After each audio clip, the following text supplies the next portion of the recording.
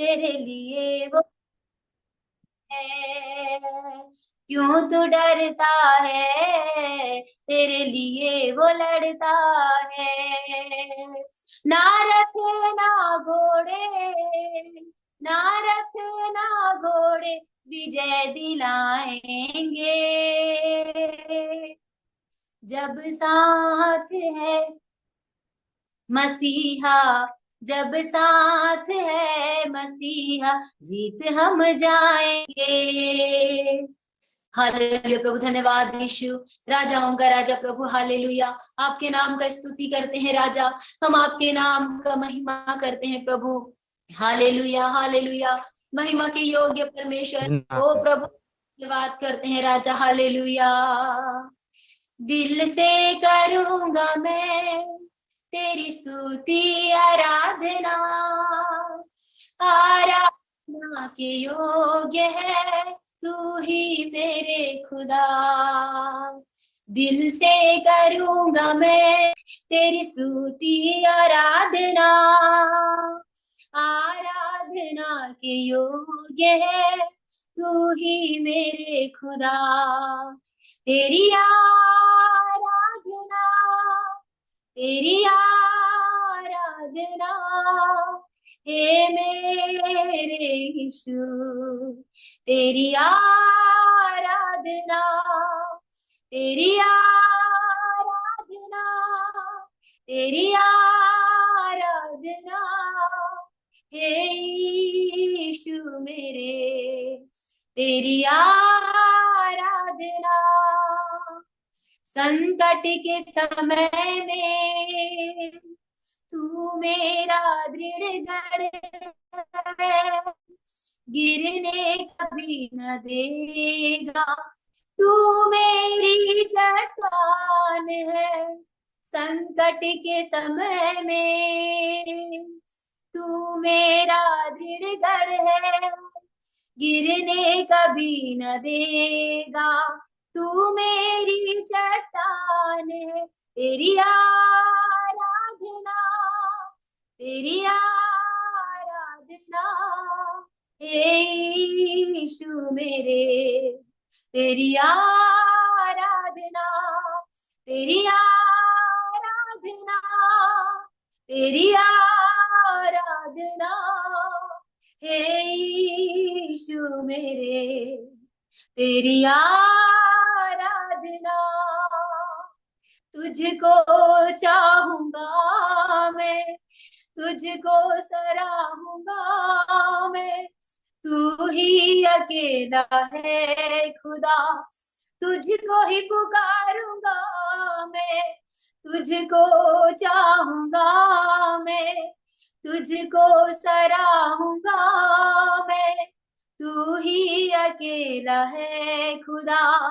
तुझको ही पुकारूंगा मैं, तेरी आराधना, तेरी आराधना, हे यीशु मेरे, तेरी आराधना, तेरी आराधना, हालेलुया, तेरी आराधना, हे यीशु मेरे, तेरी आराधना।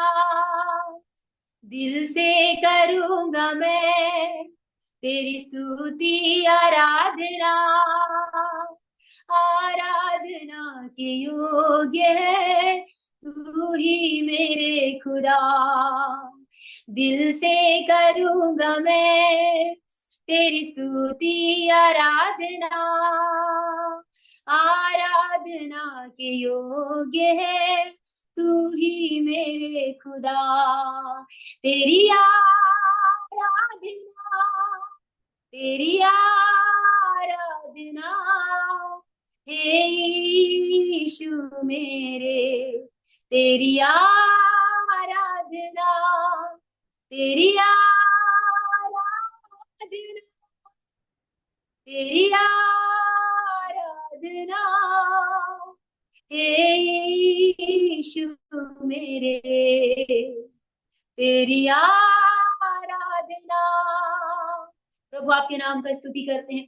ओ राजाओं का राजा राजा, ओ स्तुति पर शिंडा बरी बलबा, हम आपके नाम का स्तुति करते हैं प्रभु। हम आपका धन्यवाद करते हैं, आपका आराधना करते हैं। ओ आपके नाम को महिमा देते हैं। ओ प्रभु आप महान है, ओ अद्भुत काम करने वाला खुदा, ओ स्तुति के योग्य परमेश्वर, ओ राजाओं का राजा राजा, हालेलुया, ओ हालेलुया, ओ महिमा के योग्य स्तुति पर शिंडा बरी बलबा, ओ रिबलबा,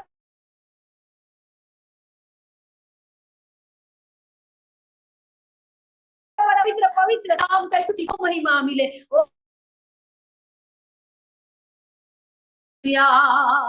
तेरी आराधना, ओ प्रभु आप महान है, ओ आपका आराधना करते हैं, आपका तारीफ करते हैं, आपका शुक्रिया करते हैं प्रभु। ओ हालेलुया, तेरी आराधना हे यीशु मेरे, तेरी आराधना। ओ प्रभु धन्यवाद, यीशु धन्यवाद, प्रभु धन्यवाद करते हैं राजा, धन्यवाद यीशु, हालेलुया हालेलुया, धन्यवाद यीशु, धन्यवाद, हालेलुया। आगे के समय प्रभु के दास को देते हैं।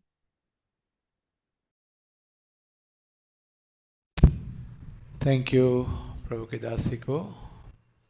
Praise the Lord, hallelujah. सुंदर आराधना परमेश्वर के सन्निधि पर।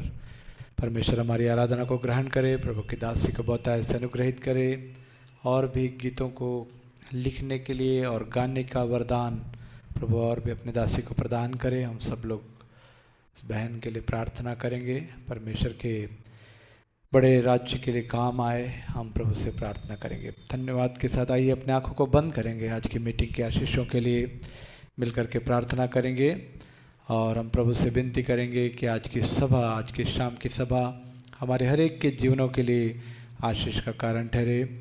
और पिछले कई हफ्तों से लगातार हम परमेश्वर के वचन को सीख रहे हैं, और उसके गहरे और गूढ़ वचनों को सीखने का अनुग्रह प्रभु ने हमें दिया है। अपने अभिषिक्त दास को हमारे बीच में जोड़ा है, परमेश्वर ने अपने दास को यहाँ तक आशीषें दी है। हम प्रभु को धन्यवाद करेंगे, और भी उन्हें बलवंत करे परमेश्वर, अपनी सामर्थ्य से और भी भरकर बड़ी सेवकाई को करने का जो उन्हें अनुग्रह प्रभु ने दिया है, उसको दूसरों को बांटने के लिए परमेश्वर अपने दास को अभिषेक करने के लिए, और भी परमेश्वर बड़े सामर्थ्य के साथ इस्तेमाल करने के लिए हम प्रभु से प्रार्थना करेंगे। आज की हमारी मध्यस्थता प्रार्थना के लिए प्रार्थना करेंगे। जो भी विषयों के लिए हम प्रार्थना करेंगे, उन सभी विषयों में प्रभु का अनुग्रह हमारे साथ रहने के लिए, प्रभु की सहायता प्रकट होने के लिए, प्रभु के अद्भुत काम हमारे बीच में प्रकट होने के लिए भी हम प्रार्थना करेंगे। ये सभा मध्यस्थता प्रार्थना बहुतों के लिए आशीष का कारण बने, आत्मिक उन्नति का कारण बने, परमेश्वर के वचन की गहराइयों को सीखकर हम परमेश्वर के वचन के अनुसार चलने वाले हो सके, ऐसा अनुग्रह प्रभु देने के लिए हम प्रार्थना करेंगे। आइए सारे विषयों को स्मरण करते हुए हमारे बीच में प्रभु के दास दीपक ठाकुर ब्रदर जुड़े हैं। यदि मेरी आवाज़ सुन रहे तो आज की सभा के लिए, आज के वचन की सेवकाई के लिए प्रार्थना में अगुवाई करेंगे। Praise the Lord. आप सबको जय मसीह की। Praise the Lord. आइए हम प्रार्थना में जाएंगे। थैंक यू जीसस, धन्यवाद परमेश्वर, अनुग्रहकारी दयालु सर्वशक्तिमान खुदा। एक बार फिर से पिताजी संध्या के समय परमेश्वर आपके चरणों की निकटता में आते हैं खुदा। हम धन्यवाद करते परमेश्वर आज की मध्यस्थता प्रार्थना के लिए खुदावंदा। हम धन्यवाद करते परमेश्वर कि आपने फिर से एक बार खुदा अपने दास को हम सबों के बीच में जोड़ा है परमेश्वर। हम धन्यवाद करते hallelujah hallelujah. Thank you Jesus, thank you master. ओ धन्यवाद धन्यवाद धन्यवाद धन्यवाद परमेश्वर, धन्यवाद मेरे राजा। हालेलुया हालेलुया, धन्यवाद खुदावन यीशु। हालेलुया। आज की पिता परमेश्वर हालेलुया सभा के लिए हम प्रार्थना करते खुदा। पिता परमेश्वर आज का सभा खुदावंदा हालेलुया हम सबों के लिए आशीष का कारण होने पाए मेरे राजा। ओ परमेश्वर हालेलुया आज की सभा खुदावंदा हालेलुया हम सबों के लिए छुटकारा का कारण होने पाए परमेश्वर हालेलुया। ओ खुदावंदा हालेलुया आपके दास के माध्यम से परमेश्वर, ओ खुदा आपके भेद भरी वचनों की बातों को परमेश्वर हम सब सीखते खुदावंदा हालेलुया। हम धन्यवाद करते परमेश्वर आपके अभिषिक्त दास के लिए खुदावंदा, कि आपने परमेश्वर अपने दास को हम सबों के बीच में जोड़ा परमेश्वर, कि आपके पिताजी हालेलुया ओ वचनों को हम सीख सके, उस भेद भरी बातों को हम जान सके परमेश्वर। हम धन्यवाद करते खुदा। खुदा परमेश्वर हम प्रार्थना करते हैं आपके दास के लिए खुदा, हालेलुया। ओ पिताजी अपने दास को पिता परमेश्वर और भी सामर्थ से भरिए खुदा, और भी दान और वरदानों से भरिए मेरे परमेश्वर, हालेलुया। और भी सामर्थी बनाइए खुदा, हालेलुया। ओ परमेश्वर हालेलुया, अपने बेटे को, अपने दास को परमेश्वर और भले भेद भरी बातों को बताइए खुदा, कि वो हम सबों के बीच में परमेश्वर उस भेद भरी बातों को बता सके राजा, हालेलुया। ओ परमेश्वर अपने बेटे पर, अपने दास पर तू अनुग्रह कर, तू दया कर परमेश्वर, हालेलुया। ओ खुदा आज की पिता परमेश्वर इस सभा में खुदा, जब आपके दास परमेश्वर आपके पवित्र वचनों को लेकर आते हैं खुदा, पिता परमेश्वर हालेलुया, हमारा हृदय जो अच्छी भूमि होने पाए परमेश्वर, आपका दास आपके पिता परमेश्वर वचनों के बीच को जब बोते खुदा, हालेलुया, वो अंकुरित होने पाए राजा, आप दया कीजिए, ओ दया कीजिए मेरे परमेश्वर, हालेलुया। हम सबों के हृदय में परमेश्वर आपका पवित्र वचन अंकुरित होने पाए मेरे राजा, हालेलुया। केवल हम सुनने वाले ही नहीं वरन उस पर चलने वाले भी हो जाए परमेश्वर, हालेलुया। हम धन्यवाद करते राजा, धन्यवाद करते मेरे खुदावंदा, हालेलुया।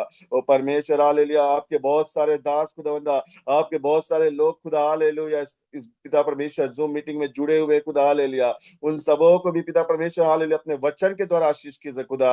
ओ पिता परमेश्वर उन सबों के जीवन में पिताजी अपने भेद भरी बातों को प्रकट कीजिए मेरे राजा, हालेलुया। ओ हम धन्यवाद करते मेरे राजा, धन्यवाद करते मेरे खुदा। पिता परमेश्वर प्रार्थना करते खुदा, हालेलुया, इस मध्यस्थ प्रार्थना में परमेश्वर आपका अनुग्रह होने पाए, आपकी दया होने पाए। ओ प्रभु आप सहायता कीजिए परमेश्वर, हालेलुया। ओ हम सबों पर और अपने दास पर भी पिताजी अपनी अनुग्रह कीजिए राजा। ओ परमेश्वर हालेलुया, आज का मीटिंग, आज का सभा अद्भुत होने पाए परमेश्वर। ओ आश्चर्य कर्म इस जगह पर होने पाए परमेश्वर, हालेलुया।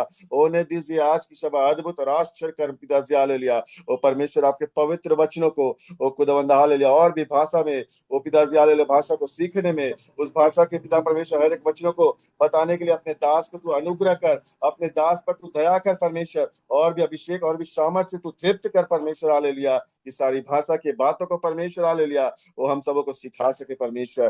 तू हम पर भी दया कर खुदा, पिता परमेश्वर, हालेलुया।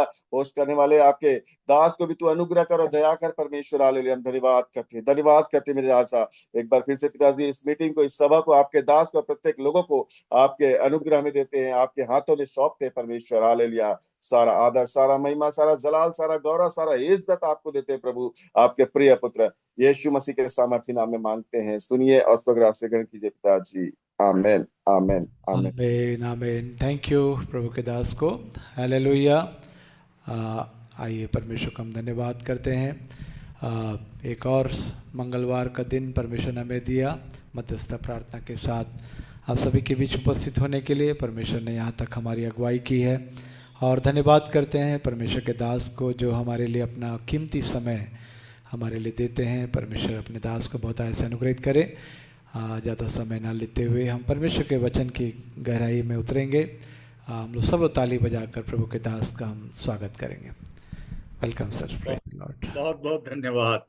प्रभु बहुत ऐसे आपको आशीष दे। परमेश्वर पिता को बहुत बहुत धन्यवाद देते हैं इस मंगलवार के लिए। एक और अवसर प्रभु ने हमें प्रदान किया है वचन को सीखने के लिए। प्रभु को बहुत बहुत धन्यवाद देते हैं, उनकी करुणा और दया के लिए धन्यवाद देते हैं। हमें जीवितों के बीच में रखा, धन्यवाद देते हैं। हमें प्रेरणा दी कि आप जाओ वचन को सुनो और सुनाओ, इसके लिए भी प्रभु को बहुत बहुत धन्यवाद देते हैं। दीपक राजपूत काफी दिनों के बाद जुड़ा है हमारे बीच में। ललित दुग्गा जी, वो भी मेरे को लगता है काफी सप्ताह के बाद में आए हैं। देव नारायण की ओर से जो जुड़े हैं वो भी काफी दिनों के बाद। काफी लोगों को मैं देख रहा हूँ जो छोड़ के चले गए थे, वापस आ गया है। अर्जुन भास्कर, आप सबों को स्वागत करते हैं दोबारा। प्रभु आपको आशीष दे। यदि आप में से कुछ लोग और वीडियो ऑन करके रखे तो मैं आप लोगों को देख पाऊं। प्रभु आपको आशीष दे। मैं क्षमा प्रेयर चाहता हूँ दूंगे। पास्टर जी, क्षमा चाहता हूँ मैं। नेटवर्क का बहुत ज्यादा प्रॉब्लम था, इसलिए नेटवर्क वीडियो बंद करके हरदम सुनते थे, और प्रभु का दया हुआ है कि घर में वाईफाई आज लगवाए हैं, इसलिए मैं आज वीडियो चालू किया हूँ। प्रेरितों के काम दूसरा अध्याय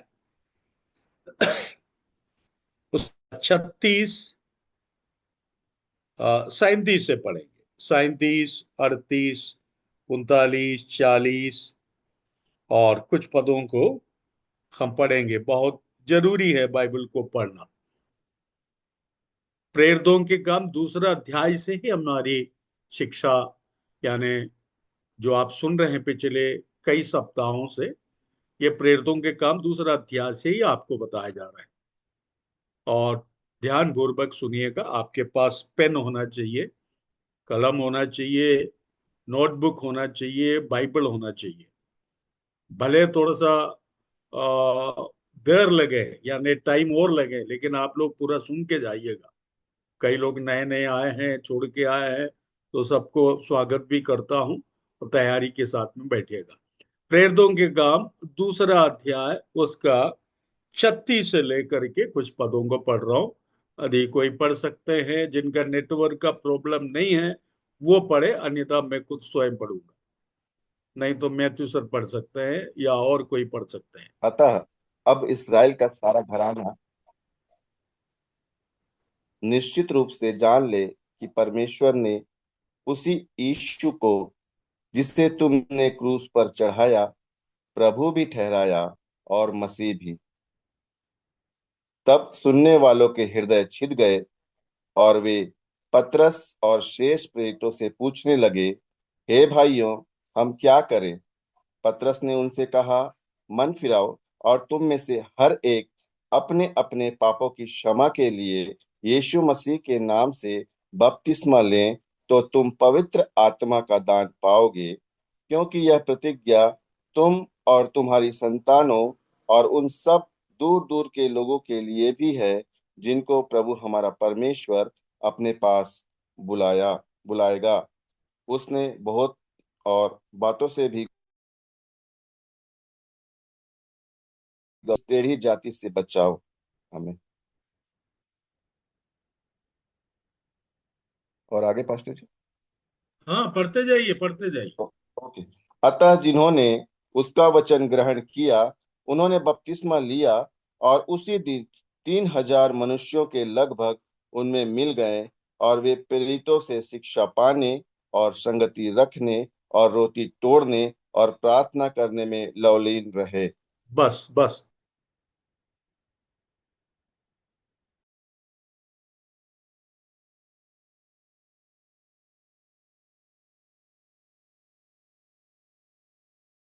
अंकल आपका माइक म्यूट है।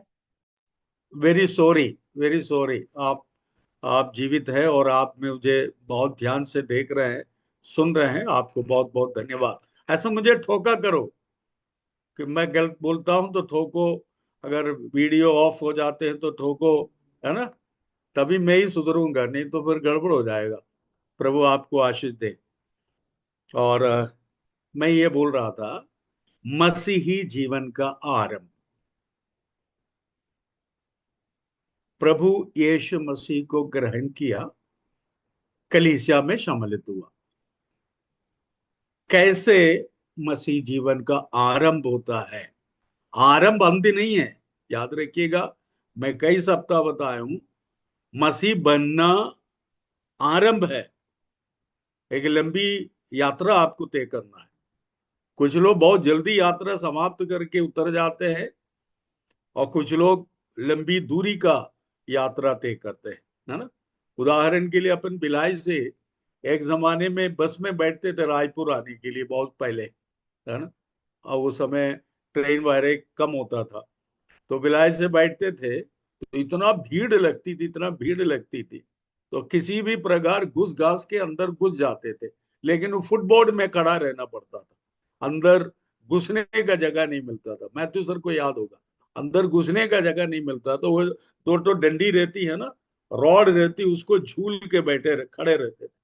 और धीरे धीरे आगे बढ़ा तो एक दो आदमी उतरा तो दूसरा सीढ़ी में घुसा, वहां पर खड़े रहे। फिर कुछ लोग उतरा, तीसरी सीढ़ी में आए, 3 सीढ़ी होती है। तीसरी सीढ़ी के बाद में मौका मिला अंदर घुसने के लिए, फिर यात्रा पूरा हुआ। जैसे बैठने का जगह मिला, बैठा तो घंटी मारा, कहा रायपुर आ गया।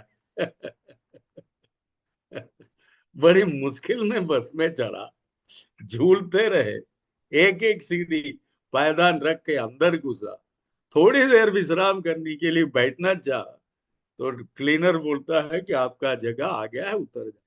यही है मनुष्य का जीवन, लेकिन सफर में जाना जरूरी है। मसीह जीवन बहुत सुचारू पूर्व चलाने का जीवन है, डिसिप्लिन डिसिप्लिन जिसको कहते हैं। हम उसी बात को बार बार देखने की कोशिश कर रहे हैं। यहां पर प्रेरित पत्रोस का प्रचार के बारे में लिखा है। प्रभु यीशु मसीह की क्रूस की कथा सुना रहा था प्रेरित पत्रोस। जो सुन रहे थे उसका हृदय छिद गए, ऐसा लगा कि कोई चूरा फूंक दिया। जब प्रभु यीशु मसीह का संदेश हमें सुनाई देता है और खासकर क्रूस की कथा जब सुनते हैं तो हृदय छिद जाता है। वही व्यक्ति अंतिम दौड़ तक दौड़ पाएगा। जिनकी हृदय छिद गया संदेश को सुनकर, सुसमाचार को सुनकर, वही व्यक्ति अंतिम दौड़ पूरा कर पाएगा। जिनके हृदय पर जरा सा भी दर्द पीड़ा नहीं हुआ, वो देख लेना रास्ते में उतर जाएगा। कई लोगों में ऐसा देखने को भी मिलता है। सो हृदय छिदने के बाद में पहला सवाल है, अब मुझे क्या करना है?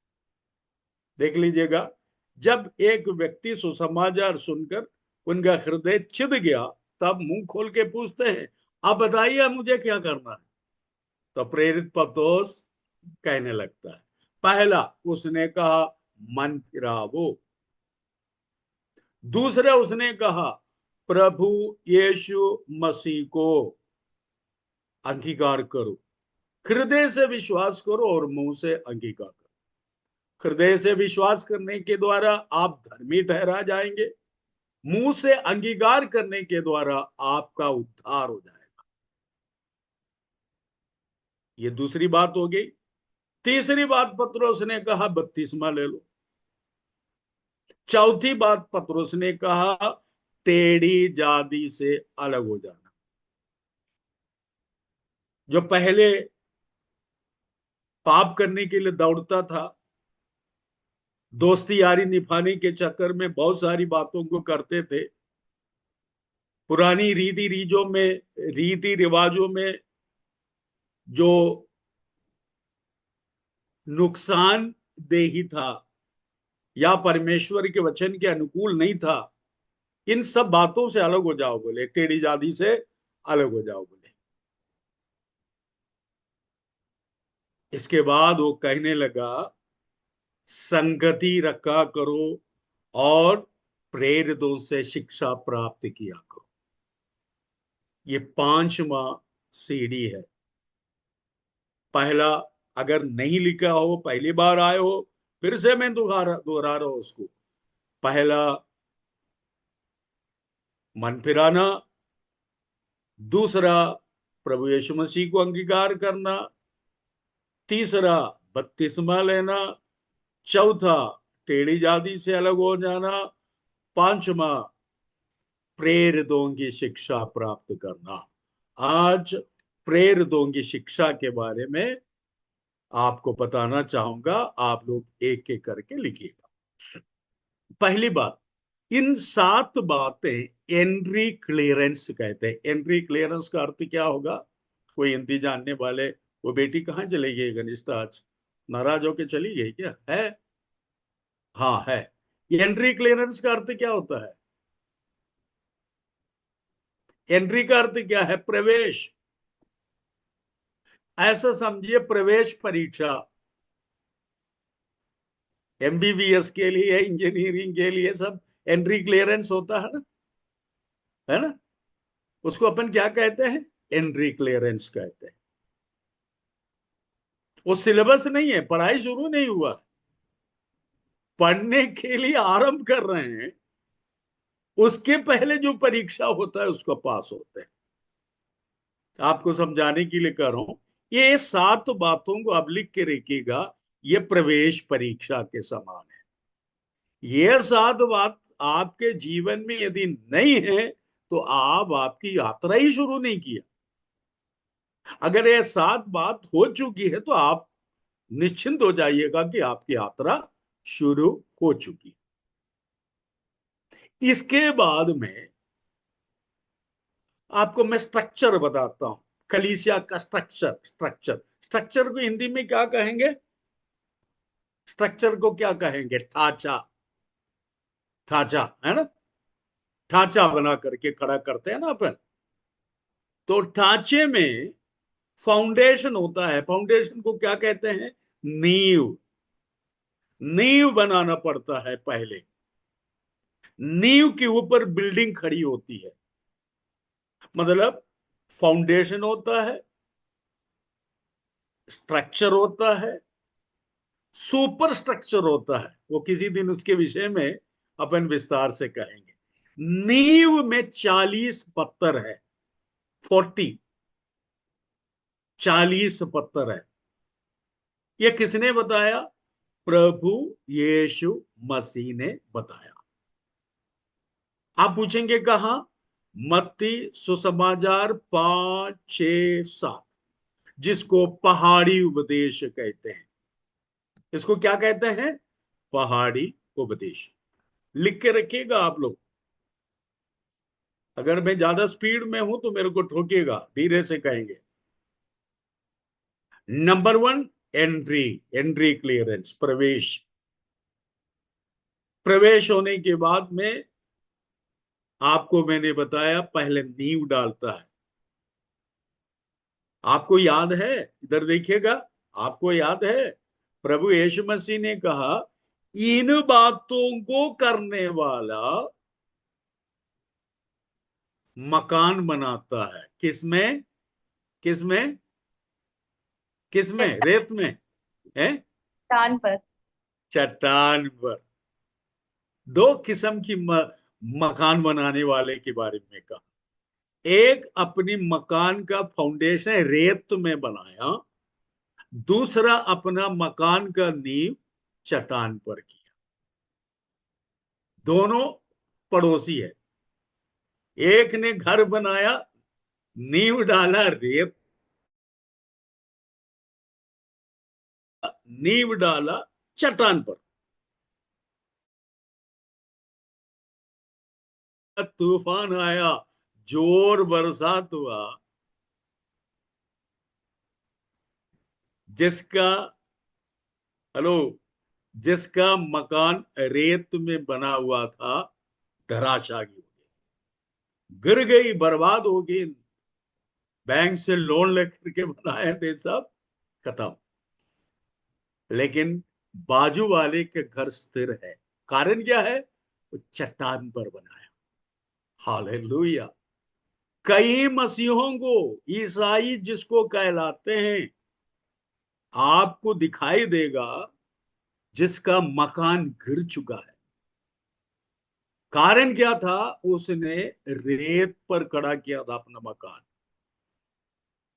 लेकिन खुदावंत को धन्यवाद देते हैं, आपसे बेहद प्यार करता है प्रभु यीशु मसीह, इसलिए आपको ये शिक्षा दे रही है कि आपका मकान कभी रेत पर ना हो, आपका मकान चट्टान पर हो। हालेलुया। कितने लोग चाहता है कि अपनी मकान को चट्टान पर बनाए? आंधी आए चाहे तूफान आए, चाहे ओले गिरे, चाहे सुनामी आए, गिरने वाले नहीं है। कारण क्या है? मजबूती के साथ खड़ा है। मैं आपसे, मैं बोलते समय मेरे को मैं भावुक हो रहा हूं, मैं रो रहा हूं, क्योंकि कई ऐसे लोगों को मेरी लंबी उम्र में मैंने देखा, मसीह तो कहलाता है, लेकिन मसीह, प्रभु यीशु मसीह के लिए कलंक है। ऐसा कभी न होने पाए। भले आप गांव के रहने वाले हो चाहे शहर के रहने वाले हो, मेरे बच्चों, आपसे बेहद प्रभु प्रेम कर रहे हैं। इसलिए मैथ्यू सर के हृदय के अंदर ऐसा विचार डाला, वो मुझे बुलाए और खरा उपदेश आपको बोल पा रहा हूं। तो 40 बातों को, मैं पत्रों को मैं आपको और किसी दिन बताऊंगा। इसके बाद सुपर स्ट्रक्चर उसके ऊपर बनना शुरू हुआ। वो है प्रेरितों का उपदेश, जिसको डॉक्ट्रिन कहा गया है। ध्यान से सुनिएगा, अंग्रेजी भाषा में प्रेरितों की शिक्षा को कहते हैं डॉक्ट्रिन, उपदेश जिसको कहा जाता है। कितने लोग लिखा? पहला 7 बातें, एंट्री क्लियरेंस या प्रवेश परीक्षा जिसको कहते हैं, वो हो गया। इसके बाद नींव प्रभु यीशु मसीह, मत्ती 5-6-7 में लिखा हुआ है 40 बातें। वो स्ट्रक्चर कहा जाता है, कलीसिया का स्ट्रक्चर या नींव कहा जाता है। इसके बाद मकान बनना शुरू हुआ प्रेरितों का शिक्षा के द्वारा। तो प्रेरितों का शिक्षा प्राप्त करना अनिवार्य है। कब प्रेरितों से शिक्षा प्राप्त करना है? संगति रखते समय। अभी संगति हो रही है, हम सब मिल करके प्रेरितों से शिक्षा प्राप्त कर रहे हैं। जो बात आपको बता रहा हूं, ये बातें आपकी मकान को मजबूती से खड़ा करने का उपदेश है। हम एक एक करके आपको बताते जाऊंगा, आप लोग उसको लिखने की कोशिश करें और समझने की भी कोशिश करें। इसके पहले मैं आपको एक तो वचन को पढ़ाना चाहूंगा ताकि आप उसको और गहराई से समझ पाए। तो 3 बातों को मैं आपको पढ़ाना चाहूंगा जो बहुत महत्वपूर्ण है। आप मेरे साथ में निकालिएगा, जस्ट ए मिनट।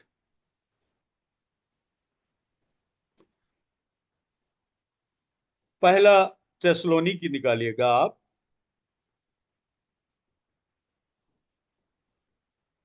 पहला थिस्सलुनीकि, सॉरी, 2 थिस्सलुनीज चैप्टर 2 वर्स 9।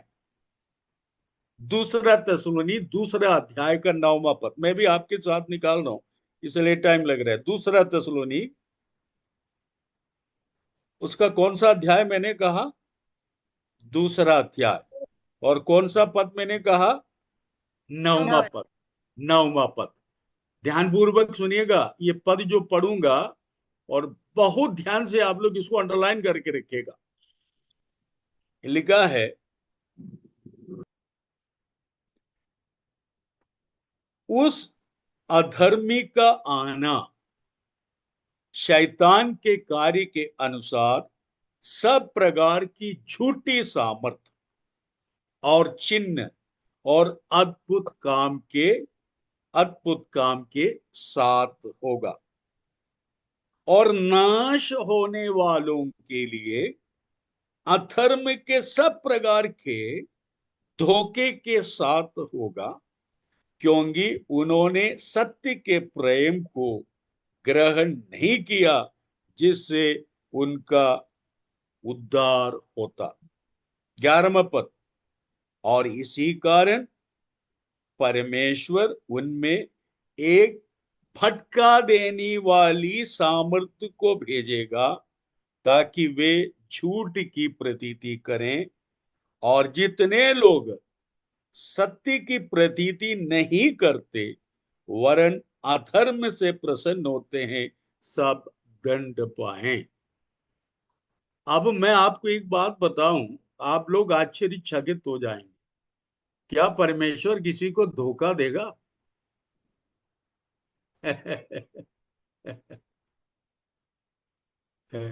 यहां लिखे रखा है, परमेश्वर धोखा दे सकता है।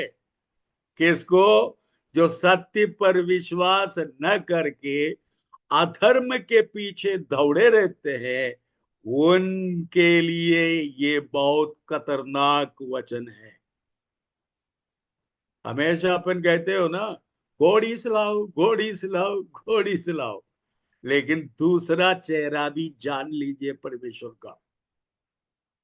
सत्य की बातों को अनदेखी करना और सत्य पर न चलना मतलब आज्ञाओं का उल्लंघन करना।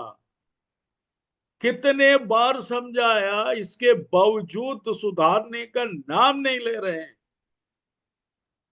ऐसे लोगों के लिए ये बुरी खबर है कि परमेश्वर आपको छोड़ देगा और धोखा देने वाली आत्मा, भटकाने वाली आत्मा के अधीन में आप आ सकते हैं यदि सतर्क ना रहा हो। यह आत्मा कैसा काम करता है? यह आत्मा कैसा काम करता है मैं आपको बता देता हूं। झूठी झूठी सामर्थ्य, चिन्ह, चमत्कार, अद्भुत कार्य इनके द्वारा प्रकट होने लगेंगे और आपको ऐसा लगेगा कि ये सब सच है। ये कौन सी आत्मा है? ये कौन सी आत्मा है? हेलो? भटका देने वाली आत्मा। आपको थोड़ा सा खुलासा कर दूं, ये आत्मा ऑलरेडी काम करना आरंभ कर दिया है। ये भी मैं आपको बता दूं, जैसे जैसे प्रभु यीशु मसीह के आने का समय निकट होते जाएंगे, वैसे वैसे इस भटका देने वाली आत्मा का कार्य बढ़ते जाएंगे। फिर से कहूं, जैसे जैसे हमारे प्रभु यीशु मसीह का हमें लेने आने का समय निकट आते जाएंगे, शैतान उतना क्रोधित होकर आपको पीछे ले जाने की भरपूर कोशिश कर सकते हैं। सतर्क रहिएगा। फिर से मैं कहूं, ये आत्मा कार्य करना आरंभ कर दिया है। आपको सत्य पर विश्वास न करने का सजा है ये। हालेलुया। इसलिए लोग दौड़ते हैं। एक एक मीटिंग में लाखों का भीड़ लगता है। कोई कहता है कि उधर यीशु मसीह आए, भाग रहे हैं उसके पीछे।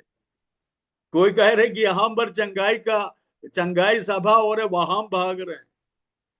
कोई कह रहे कि वहां पर फलाना काम हो रहे हैं, वहां दौड़ रहे हैं, इधर दौड़ रहे हैं।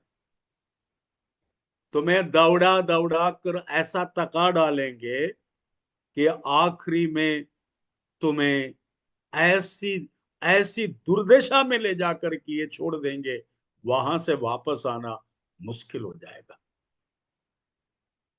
इसलिए आपको खरा उपदेश, परमेश्वर के प्रेरितों के द्वारा दिया गया उपदेशों को सीखना जरूरी है। आप सतर्क रहिएगा। मैं फिर से कह रहा हूं, ये आत्मा अभी कार्य कर रहे हैं। और सुनिएगा, 9वां पद को पढ़ रहा हूं।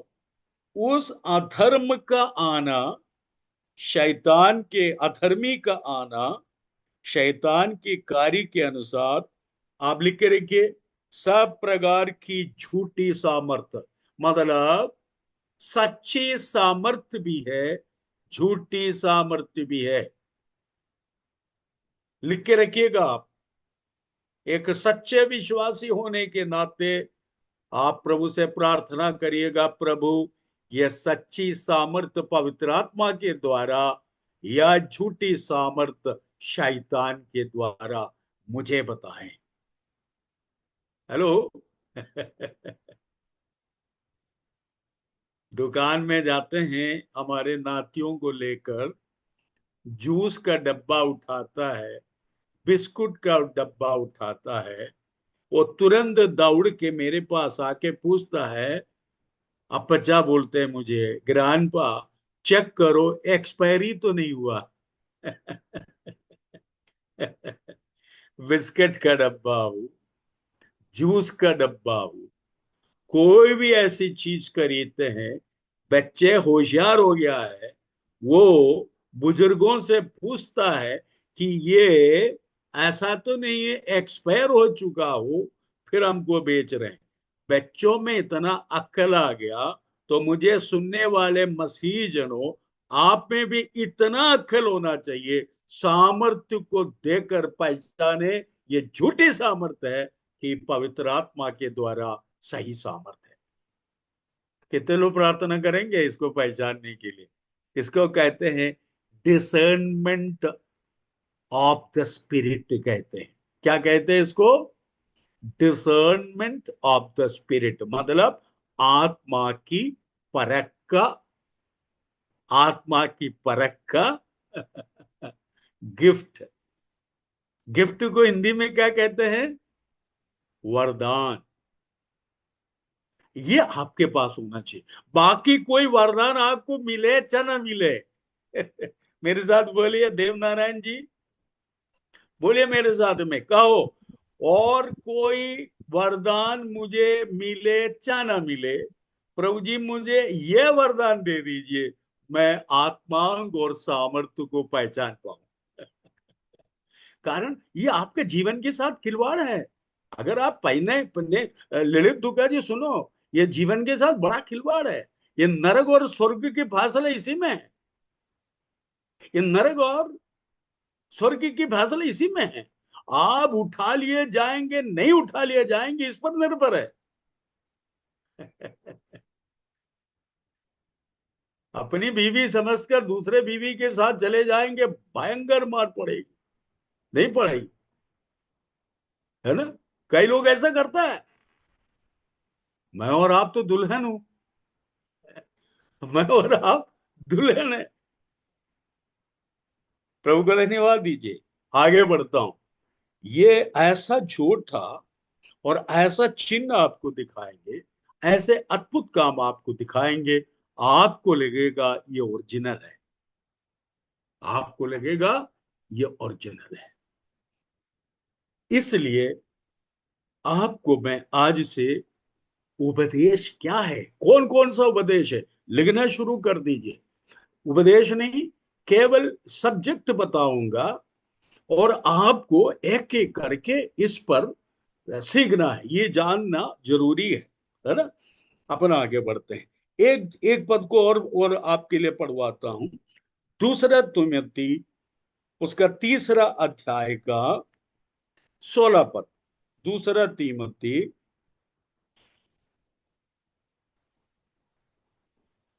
उसका तीसरा अध्याय और उसका 16 पद। मिला? यदि मिला तो हाथ उठा के दिखाइए आप लोग। यस, संपूर्ण पढ़िए। पवित्र शास्त्र परमेश्वर की प्रेरणा से रचा गया है और उपदेश और समझाने और सुधारने और धर्म की शिक्षा के लिए लाभदायक है, ताकि हाँ परमेश्वर का जन सिद्ध बने और हाँ, हर एक भले काम के लिए तत्पर हो जाए। प्रभु आपको अलग कर दिया है अपने साथ ले जाने के लिए। इसको ध्यानपूर्वक सुनिएगा आप। प्रभु यीशु मसीह अपना लहू से आपको खरीद लिया, मोल लिया। कहां ले जाने के लिए? अपने घर ले जाने। लेकिन तुरंत आपको लेके नहीं जा रहे हैं। इसलिए नहीं जा रहे हैं, आपके लिए मकान अभी तैयार हो रहा है। प्रभु यीशु मसीह ने कहा तुम्हारा मन व्याकुल न हो, मेरे पिताजी के घर में बहुत वासस्थान है, लेकिन मैं आपके लिए, हाँ, कमरा तैयार करूं, वापस आपको लेकर जाएंगे, वापस आएंगे, आपको लेकर चले जाएंगे। तब तक आपको इस पृथ्वी पर रहना है, पृथ्वी में रहकर सिद्ध होना है। आपको क्या होना है? सिद्ध होते जाना है, सिद्ध होते जाना है। क्यों सिद्ध होते जाना है? भले काम के लिए तत्पर हो जाएं आप। सिद्ध काय के लिए? दूसरों को दिखाने के लिए। मैं मैं संत हूं मैं बहुत सिद्ध आदमी हूं, है ना? कुछ लोग ऐसे ही है, वो ऐसा क्यों मातू सर, ऐसा शर्ट वाह टाई वाई। और कुछ लोगों को मैंने देखा वो खास करके जो कुछ है, नाम लेना ठीक नहीं है, जा रहे हैं तो फूल बरसा रहे उसके पाँव के सामने। देखा कि नहीं आप लोग? ठोकनी पर फूल लाता है, डालते जा रहा है। और ऐसा ऐसा ड्रामा नौटंकी करता है, कुछ पूछो मत। सिद्ध बनने का तात्पर्य ये अपने आप के दिखावे की बात नहीं हो रहा है। सिद्ध इसलिए होना है आप भले काम करने के लिए तत्पर हो जाए। क्या हो जाए? भले काम करने के लिए तत्पर हो जाए। भले काम क्या है, एक एक करके आपको बताएंगे किसी दिन। सुनिए, ये उपदेश किस बात के लिए है? यानी डॉक्ट्रिन, ये टीचिंग जिसको कहते हैं, शिक्षा जिसको कहते हैं, सिद्धांत जिसको कहते हैं। डॉक्ट्रिन का अर्थ उपदेश भी है, शिक्षा है, सिद्धांत भी।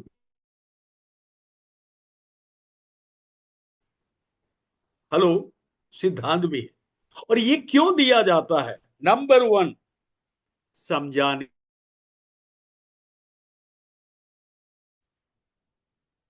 हेलो, किस बात के लिए है? बोलिए अनम्यूट करके। मेरा समझाने। नेटवर्क, जी जी जी, मेरा नेटवर्क में कुछ प्रॉब्लम आ रही है क्या? ठीक है, मेरी आवाज आ रही है आप तक? आ रहा है, आ रहा है। आ रहा है, ठीक। बीच बीच में हाथ हाथ हिला के रखिए, कर रहा है ऐसा लगेगा कि आप लोग सुन रहे हैं, समझ रहे हैं, नहीं तो एक तरफा फोन में बोलते जा रहे हैं, बाद में पता चला कि अगला वाला काट के चल दिया था। है ना, कई बार ऐसा होता है ना। फोन लगाए मैथ्यू सर को, बोलते जा रहे, वो कब का बंद करके चला गया। ऐसा नहीं होना चाहिए। मैं बोलते जा रहा हूँ, आप यदि सुन रहे हो, थोड़ा हीलो, थोड़ा सा मुस्कुराओ, थोड़ा सा दांत निकालो और हाथ पाँव उठाओ, तो पता चले कि आप लोग है मेरे सामने, आप लोग सुन रहे हैं। जैसे सपन ने ऐसा कहा, ठीक। काय के लिए सिद्ध होना है? कैसे सिद्ध हो सकता है? नंबर वन, समझाने के लिए। नंबर टू, सुधारने के लिए। नंबर तीन, धर्म की शिक्षा। तीन बातें। धर्म की शिक्षा मतलब परमेश्वर की वचन में जो बातें लिखी हुई है उसको आपको समझने के लिए, समझाने के लिए, और आपका जीवन सुधारने के लिए है। दूसरों को सुधारने के पहले अपने आप को सुधारना पड़ेगा, सुधरना पड़ेगा। तभी जा करके तुरही फूकी जाएगी। विजिल मारेगा, गाड़ी चल पड़ा, हरा झंडी दिखाया। आप चाय की दुकान में चाय लेते रहिएगा, और पता चला बाहर सिगरेट बेच रहे, कोई बाहर भी चले जाते, आते समय बैठ के रो रहे, गाड़ी चल दिया। कुछ लड़के लोग दौड़ते हुए आपको दिखाई देगा, गाड़ी चल दिया है ना, दौड़ते दौड़ते दौड़ते आ रहे, कहाँ मिलना है, जल्दी है गाड़ी। ऐसा ना हो। सो लिखा है, ये अपने आप को सुधरने के लिए है और दूसरों को सुधारने के लिए है और समझाने के लिए है और शिक्षा सही पाने के लिए है, सिद्ध होने के लिए है, कुल मिलाकर भलाई का कार्य करने के लिए है। अब आप हमसे पूछेंगे कि कितना डॉक्ट्रिन है या उपदेश है, आप जानना चाहते हो तो मैं एक एक करके आपको बताते जाऊंगा। यदि आप नोट करना चाहते हो तो नोट करिए, और आपको आने वाले समय पर एक एक उपदेश को आपको विस्तार से समझा दी जाएंगे। अच्छा, अब आप लिखिएगा, ये डॉक्ट्रिन या उपदेश कैसा बनता है, यह जानना जरूरी है आपको। अभी अपने पास टाइम है, इधर देखिएगा। कोई अपना घर से, अपना मन से डॉक्ट्रिन नहीं बना सकता है। डॉक्ट्रिन नहीं बना सकता है। उदाहरण के लिए एक चर्च है, उसके सामने सांप को डब्बे में रखा रहता है। इधर देखेगा मेरी ओर, सांप सांप सभेरा जो होता है ना, बीन बना बजाते हुए सांप को लेके जाते हैं, वैसे जहरीली सांप को एक चर्च में रखा रहता है। ये वास्तविक है, जीवित कहानी है। वहां पहुंचने वाले एक एक सांप को उठा के अंदर ले जाते हैं और बोलता है सांप भी काटेगा, नहीं मरेंगे। एक दिन सांप से गिलवाड़ गया, पादरी को काट दिया, वहीं के वहीं खत्म हो गया। अच्छा, हमको ये बताइए, ये सही शिक्षा है कि झूठी शिक्षा है? कोई तो बोलो। झूठी शिक्षा है। झूठी शिक्षा है। कैसा पता चला? कैसा पता चला? बाइबल में कहीं नहीं लिखा है। मतलब डॉक्ट्रिन कैसा बनता है? नंबर 1, ये पुराना नियम में लिखा हो, ये पुराना नियम में लिखा हो, इसका जिक्र पुराना नियम में हो। नोट करिएगा, उपदेश कैसा बनता है। अंग्रेजी में डॉक्ट्रिन कैसा बनता है? नंबर 1, ये पुराना नियम में इसका जिक्र हो। दूसरा, यीशु मसीह ने इसे शिष्यों को एक उपदेश के रूप में सिखाया हो। नंबर 1, पुराना नियम में लिखा हो। दूसरे बात, प्रभु यीशु मसीह ने 3.5 साल के दरमियान अपने शिष्यों को इस विषय में बात किया हो, या उसको समझाया हो, या खुद किया हो। तीसरी बात, चेलों ने इसे सिद्धांत के रूप में स्वीकार किया और अभ्यास किया और पत्रियों में लिखा। ये 4 बात होनी चाहिए। पुराना नियम में हो, प्रभु यीशु मसीह उसको माना हो, शिष्य लोग यानी प्रेरित लोग अपनी पत्री में लिखा हो, और वो प्रैक्टिस किया हो। यह होना चाहिए। अब आपको मैं एक एक करके बताऊंगा और आपकी समझ में आ जाएंगे, हाँ ये वास्तव में ऐसा है।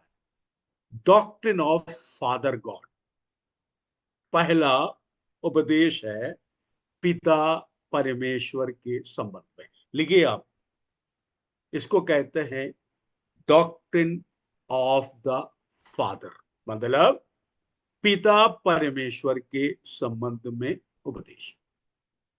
दूसरा, doctrine of the Holi spirit,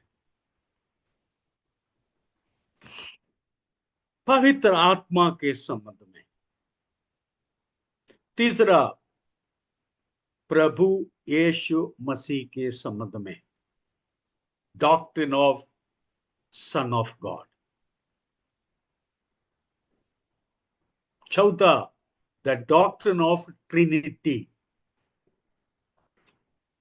doctrine of Trinity मतलब एक परमेश्वर के संबंध में। मैंने अभी कितना डॉक्ट्रिन बताया? 4। ये क्यों आपको सीखना जरूरी है? एक एक करके बताते हैं। अभी बहुत सारे हैं आपको 25 से अधिक डॉक्ट्रिन है, ये जानना बहुत जरूरी है। कारण क्या है, मैं आपको बता देता हूं। इधर देखिएगा, ध्यान स्वरूप इधर देखें। आपके बीच में यहोवा साक्षी करके कुछ लोग आएंगे इसको कहते हैं यहोवा साक्षी या यहोवा विटनेस। है कि नहीं है गणेश दादा जी? है यहोवा विटनेस वाले आपके रायपुर? क्यों, मैं तो सर वास्तव में मुझे नहीं मालूम है यहोवा विटनेस रायपुर में भी है? है। हाँ है, ये देखिए। और मैं कुल्लम बोल रहा हूँ, रिकॉर्ड हो रहे। बहुत खतरनाक कल्ट है ये। इनकी उपदेश में कभी भी आप ना जाइएगा। कारण क्या है? ना वो पुत्र को जब मानते हैं ना वो पवित्र आत्मा को मानता है। आपको ऐसा शिक्षा देगा, आप गुमराह हो जाएंगे और उनके पीछे चले जाएंगे, और आपको हो सकता है कुछ धन भी मिले, आपको पैसा भी दे सकता है। ऐसे लोगों से हाथ तक मिलाना हमारे लिए गुनाह है। चौके का मत। कुल्लम बोल रहा हूं, उसको एक घर में बुला करके खुंदी आंडी चाय पिलाएगा तो वो गलत कर रही है। कारण क्या है? यहोवा विटनेस वाले, यहोवा साक्षी वाले, मेरे यीशु मसीह जो क्रूस पर मेरे लिए बलिदान हुआ, उसको इनकार किया। पवित्र आत्मा जो मुझे प्रेरणा दे रहे आपको बताने के लिए, पवित्र आत्मा आपकी समझ को बढ़ा रहे हैं समझने के लिए, उसका इनकार किया। यह सही शिक्षा है कि झूठी शिक्षा है? झूठी शिक्षा है। झूठी शिक्षा इसलिए है कि उन्हें डॉक्ट्रिन ऑफ फादर के बारे में पता नहीं। उसको पिता परमेश्वर के बारे में सही शिक्षा प्राप्त नहीं हुआ, इसलिए ऐसा गलत हो गया। तो ये उपदेश, खरी शिक्षा, पिता के बारे में जानना जरूरी है कि नहीं है? जो जरूरी समझते हाथ उठा के बताओ, हमें सीखना है। केवल मैं एक एक लाइन बोलते जा रहा हूं। अब आपके पास आएंगे क्या बोलता है, जीसस उल्ली। ये बिलासपुर में है कि नहीं है? ये रायपुर में जीसस उल्ली वाले है कि नहीं है? आपकी जानकारी में है? ये उड़ीसा में है सर। उड़ीसा में है। ये उड़ीसा में भर नहीं, बिलासपुर में भी है, रायपुर में भी है, बिलाई में भी है, छुपा रहता है। उनका कहना है न पिता है न पवित्र आत्मा है, जो है यीशु मसीह है। इनकार कर दिया। किसका इनकार कर दिया? पिता का इनकार, पवित्र आत्मा का इनकार, ओनली जीसस, केवल यीशु, केवल यीशु। आप में से कोई है क्या? नहीं होगा। अगर है तो सुधर जाइएगा, वापस आ जाइएगा। मैं रायगढ़ में CNI चर्च में मुझे बोलने के लिए बुलाए गए थे। मैं वहां पर बैठा था तो मेरे साथ संदेश सुनने के लिए 2-3 पास्टर लोग आए थे। धीरे धीरे पता चला वो उसी कल्ट का है और डोरा डालते रहता है। यीशु मसीह के विषय में खरी शिक्षा प्राप्त न होने के कारण कई लोग भटका देने वाली आत्मा के पीछे चले जाएंगे। पिताजी का इनकार कर देगा और पवित्र आत्मा का इनकार भी कर देंगे। इसीलिए कह रहे हैं, सत्य पर जो अगर विश्वास नहीं करोगे, एक दिन धोखे की आत्मा आपको ले जाकर आपकी, हालेलुया, प्रतिफल को ठुकरा देगा। कितने लोगों की समझ में आ रहा है? तीसरा, इसको डिटेल में, मैं तो सर ये डिटेल में अपन को पढ़ना है ना। तीसरी बात, ऐसे आपको कई मिलेंगे पवित्र आत्मा को बिल्कुल विश्वास नहीं करता। नाम बता दूं क्या? मैथ्यू सर कहेंगे तो मैं बता दूंगा। वो अगर ग्रीन ग्रीन ग्रीन क्या बोलता है, झंडा दिखा देंगे, बता दूंगा। रायपुर में भी है, और मैथ्यू सर के और मेरे कई दोस्त लोग भी है जिसको ब्रदरन असेंबली कहते हैं। पवित्र आत्मा पर विश्वास नहीं करता। घनिष्ठा देख रही है, कैसा बोल रहे हैं अंकल? बेटा सच है। पवित्र आत्मा के बिना घनिष्ठा तुम 1 घंटा यहां बैठ के सुन ही नहीं सकता। और तुम्हें प्रभु यीशु मसीह तक पहुंचाने के लिए पाप से निरुत्तर करने का कार्य पवित्र आत्मा ने किया। पाप से निरुत्तर करना और न्याय के विषय में आपको अवगत कराना पवित्र आत्मा का कार्य है। और प्रभु यीशु मसीह के विषय में हमें डिटेल में, गहराई में समझाने के लिए पवित्र आत्मा यहां पर उपस्थित है। और सुनिए, जब तुरही फूकी जाएगी, आपको और मुझे लेके के जाने का काम पवित्र आत्मा का है। पवित्र आत्मा को 50 कार्य दिया है करने के लिए। उनमें से 39वां काम है कि हमें लेकर जाकर यीशु मसीह को सौंप दें। ये सही शिक्षा न जानने के कारण कई लोग भटका देने वाली आत्मा के पीछे जाकर कहां चला गया, अपना एक तो संस्था बना दी। प्रभु यीशु मसीह से कोई रिश्ता नहीं, पवित्र आत्मा से कोई रिश्ता नहीं। अन्य भाषा बोलता है खत्म हो गया, चंगाई खत्म हो गया बोलता है। कब खत्म हुआ पूछने पर डेट नहीं बता पाता है। भाई कोई कहेगा कि फलाना आदमी खत्म हो गया, तो आप पूछेंगे ना कि एकदम से अरे कब हुआ।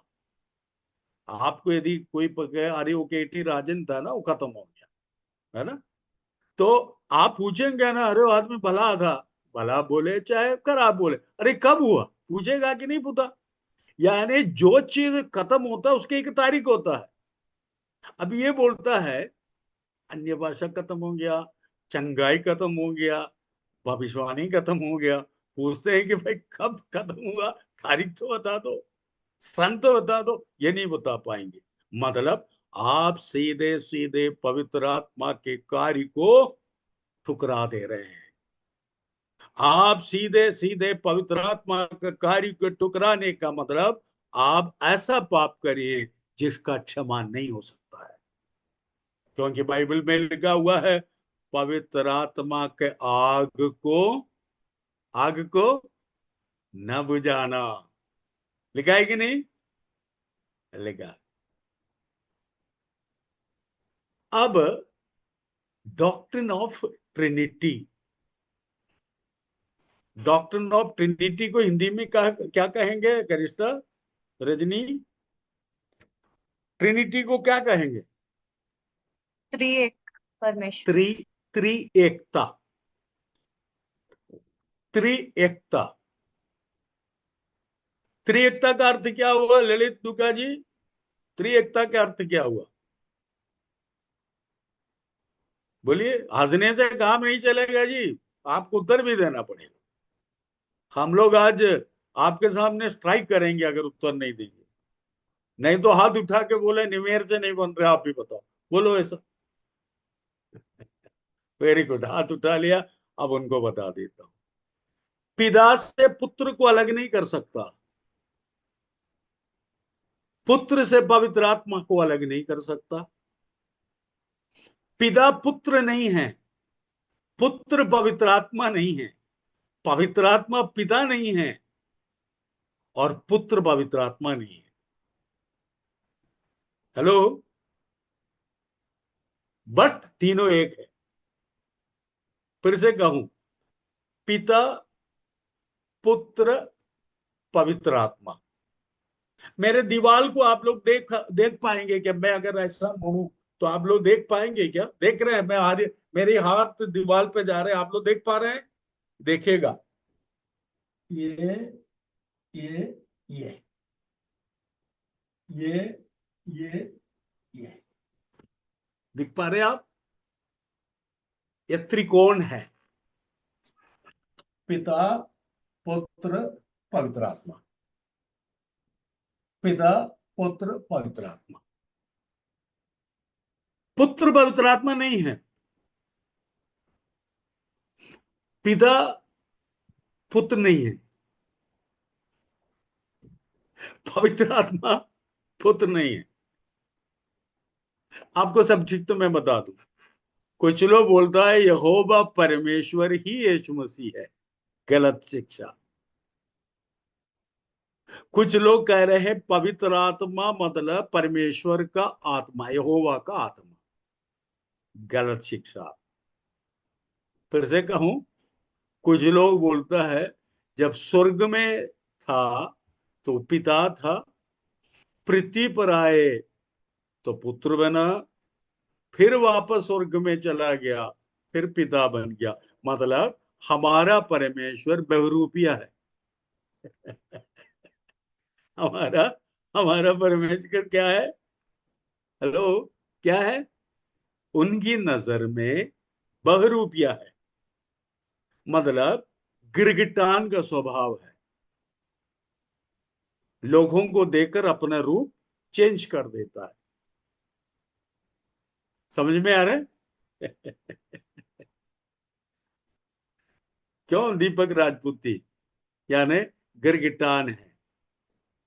हरियाली देखकर हरा बन जाएंगे, पीलापन को देखकर पीले बन जाएंगे, ये परमेश्वर का कार्य नहीं है। पिता स्वर्ग में है, पुत्र यीशु मसीह क्रूस का मृत्यु को सहने के लिए पृथ्वी पर आए, और सृष्टि का कार्य से लेकर अंत तक पवित्र आत्मा पिता का मदद करता है और मेरे और आपका मदद करता है। और प्रभु यीशु मसीह का जन्म से लेकर पुनरुत्थान और मुझे और आपको स्वर्ग तक पहुंचाने के कार्य पवित्र आत्मा कार्य कर रहा है। हेलो। हाथ उठाकर घर में चिल्ला के कहो, प्रभु आपको बहुत बहुत धन्यवाद। बोलो। ये शिक्षा आपको गहराई से सीखना जरूरी है। आज जो जो बातें आपसे कह रहे हैं, ध्यानपूर्वक आप सुनिएगा, रात को ये सब याद करिएगा। मतलब एक व्यक्ति घायल हुआ प्रभु यीशु मसीह के बारे में जब सुना, क्रूस की कथा जब सुना रहा था पतरस पेंतकोस्त के दिन, सुनने वालों के हृदय छिद गए और तुरंत पूछता है कि हमें क्या करना चाहिए। उत्तर आता है, मन फिराओ, यीशु मसीह को ग्रहण करो, बपतिस्मा ले लो, टेढ़ी जाति से अलग हो जाओ। हेलो, टेढ़ी जाति से अलग हो जाओ। फिर कहता है, क्या कहता है? अलग होकर घर के अंदर किचन में बैठे नहीं रहना है ना। कुछ लोग बोलते मैं पवित्र हूं, दूसरों के सामने निकलेंगे ही नहीं। कुछ लड़की लोग ब्यूटी पार्लर में जाने के बाद में बड़ा मुश्किल पड़ता है बाहर निकलना, अगर पानी वानी गिर रहा हो, कुछ होते हो तो ये बड़ा दिक्कत पड़ जाता है। तो उससे पूछा तो बोलता है अभी 1000 रुपये दे के मेकअप करके आया था, पूरा उड़ जाए। तुम्हारे मेकअप से क्या फायदा हुआ? अगर बाहर तुम निकलने लायक नहीं बना, तुम्हारा मेकअप से कोई फायदा हुआ? क्यों? इसी प्रकार मैं आपसे कहना चाहूंगा, आप टेढ़ी जाति से अलग हुआ, लेकिन आपको एक दूसरे झुंड के साथ संगति में बने रहना है। जो आप अभी कर रहे हैं, अभी आप जो कर रहे हैं ये है। ये देख लीजिए, हम लोग बड़े शांत होकर के, आपको मालूम है कि प्रभु के दास आपको वचन की शिक्षा दे रहे हैं, खरी शिक्षा दे रहे हैं, वचन से प्रूफ कर रहे हैं। ये आप सुनते जाएंगे, सुनते जाएंगे, सुनते जाएंगे, और एक दिन आप सिद्ध बन जाएंगे। और हो सकता है आपका सिद्ध बनते बनते तुरही का शब्द सुनाई दे और आप फट से चले जाएं। हालेलुया। प्रभु को धन्यवाद दीजिएगा। तो करा उपदेश मतलब सही शिक्षा प्राप्त करना जरूरी है। आपको बता दो, पहला कुरिन्ती 7वां अध्याय का पहला पद में लिखा है स्त्रियों को छूना न छूना अच्छा है। लिखा है स्त्रियों को न छूना अच्छा है। इसको एक कुछ लोग मिलकर के एक चर्च बना दिए, बोले हम शादी नहीं करेंगे। उसका अर्थ क्या था? डॉक्ट्रिन ऑफ मैरिज को न समझने के कारण शादी करना बंद कर दिया।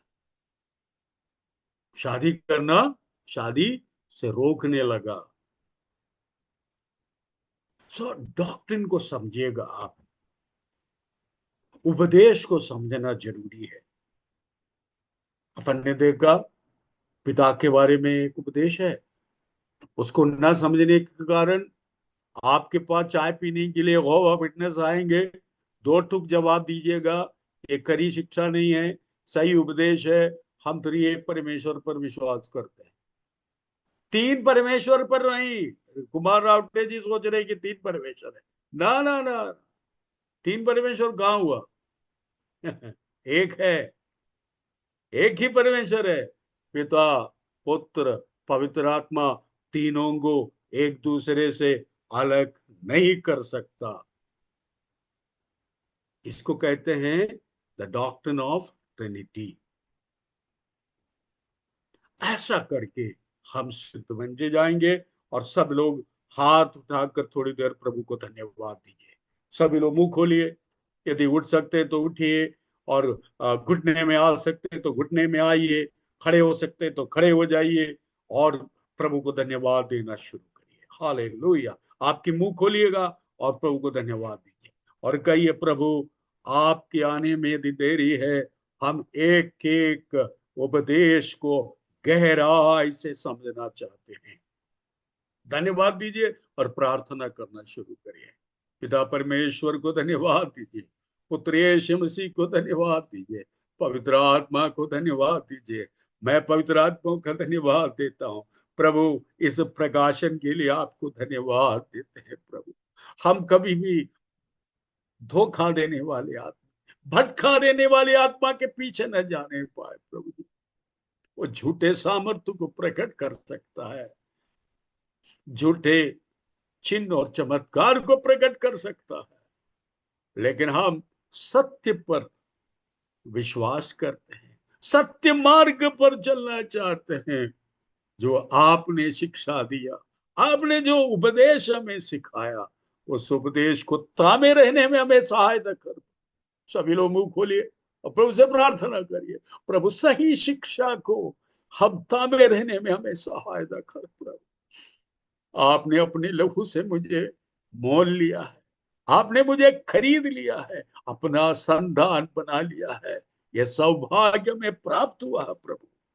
आपके वचन में लिखा है, जितनों ने उन्हें ग्रहण किया, उन्हें अपना संतान, उन्हें काव्य अधिकार दिया। इस अधिकार के लिए धन्यवाद देता हूं प्रभु। मैं मुंह खोल कर बता सकता हूं कि मैं आपका संतान हूं।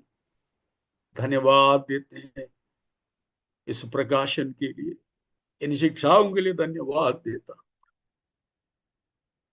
प्रभु। आपके दास मैथ्यूस के लिए, उसके परिवार के लिए धन्यवाद देता हूं, जिन्होंने काफी परिश्रम किए हैं और लोगों को एकत्रित करते हैं, ताकि वो जानता है इस संसार धोखे की आत्मा से भरा हुआ है। इसलिए प्रभु सही शिक्षा लोग प्राप्त करें।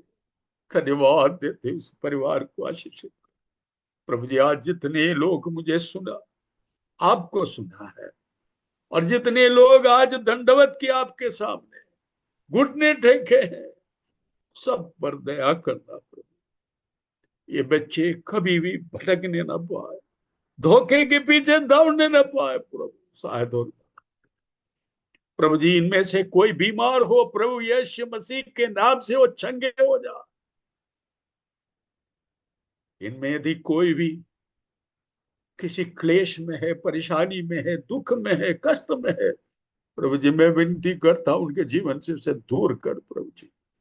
यदि आर्थिक तंगी में है, उनके जीवन को ऐसे संभाले और ऐसे संवारे कि वो 3 टाइम का रोटी खाए प्रभु जी। यदि कोई उदारी में है, उन्हें सहायता करना प्रभु। जो बच्चे परीक्षा दे रहे हैं उसके लिए, बोर्ड एग्जाम है, स्कूल के एग्जाम है, उन बच्चों के लिए प्रार्थना कर दो, मदद करना परमेश्वर पिता। धन्यवाद देते हैं, धन्यवाद देते हैं। आपने मुझे भी इस्तेमाल किया, आपने समझ का आत्मा दिया, बाइबल को सीखने का अवसर दिया। धन्यवाद देता हूं। आदर महिमा इज्जत सम्मान आपको देते हैं। दुआ प्रभु यीशु क्रिस्त के नाम से मांगता हूं, सुन और ग्रहण कर पिता। आमीन आमीन। सब मिलकर कहे आमीन। प्रभु आप सबों को बहुत आशीष देने पाए। धन्यवाद।